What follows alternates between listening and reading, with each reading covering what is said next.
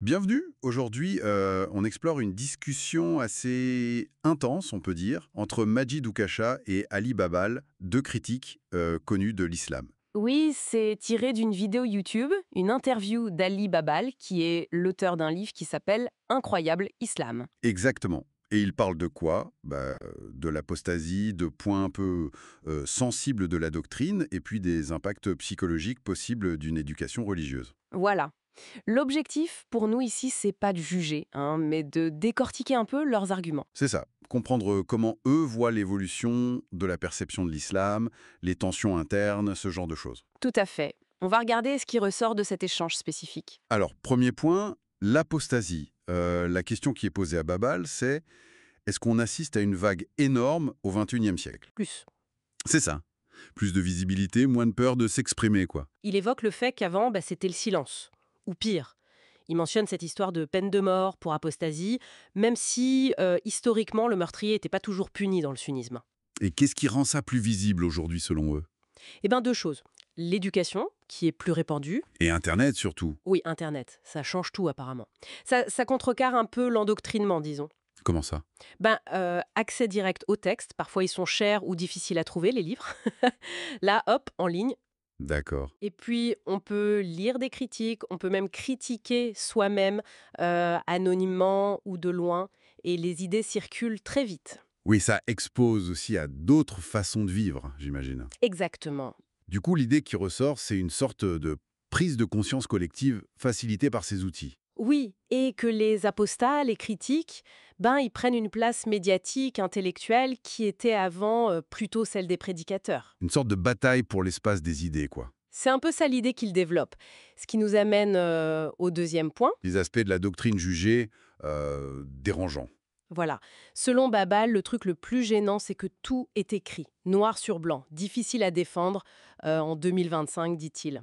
Il donne des exemples. Oui, oui, Alors, il y a la question de la misogynie perçue, hein. L'inégalité homme-femme qui serait admise, voire défendue dans les textes. c'est ça. Et puis, le cas d'Aïcha qui revient souvent. Ah oui, le mariage très jeune, la consommation à 9 ans, c'est présenté comme un point hyper difficile à justifier aujourd'hui. Babal parle de contorsion intellectuelle pour essayer de défendre ça. Il dit même que l'attente de 3 ans montre bien qu'elle n'était pas apte au moment du mariage. D'accord. Et à part ça? Il y a le dogme de l'enfer éternel, pour ceux qui ne croient pas, Ah oui, ça. décrit comme une forme de chantage à la foi, quoi, qui irait contre la liberté de conscience. Et ça crée une tension avec le fait qu'on rejette la discrimination dans la vie civile, par exemple. C'est vrai. Il parle aussi d'angle mort, la capacité à critiquer très fort les autres religions, mais pas touche à l'islam.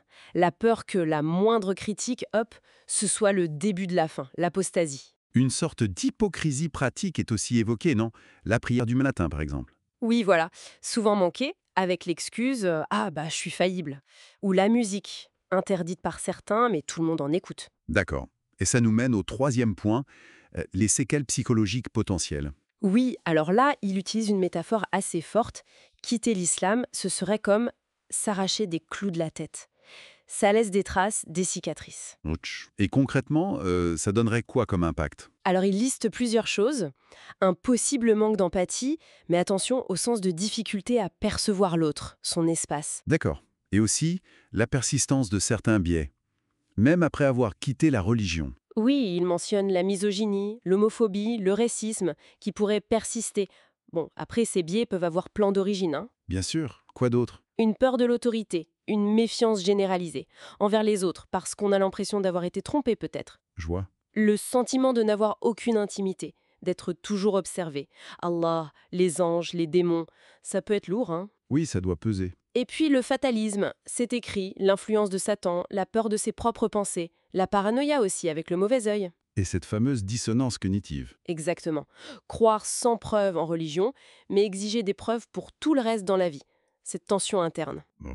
Alors, si on résume un peu, on a vu cette idée d'une apostasie plus visible, aidée par l'éducation et Internet, Oui. puis l'exploration de points de la doctrine que ces critiques trouvent indéfendables ou troublants, comme Aïcha ou l'enfer. Et enfin, ces possibles séquelles psychologiques, la peur, la méfiance, la dissonance. C'est ça. Et pour finir, peut-être une piste de réflexion qui émerge de leur discussion. Oui, C'est cette question des angles morts, cognitifs, justement. Comment on peut appliquer des règles de critique si différentes? Très critique envers les autres, mais beaucoup moins envers sa propre foi ou ses propres croyances fondamentales. Intéressant. Qu'est-ce que ça révèle sur la façon dont fonctionne la croyance elle-même, sur nos mécanismes pour protéger nos idées et notre capacité ou notre difficulté à nous autocritiquer vraiment? C'est une vaste question, en effet, qui dépasse sans doute leur seul échange. Tout à fait. Une question à laisser mûrir, peut-être.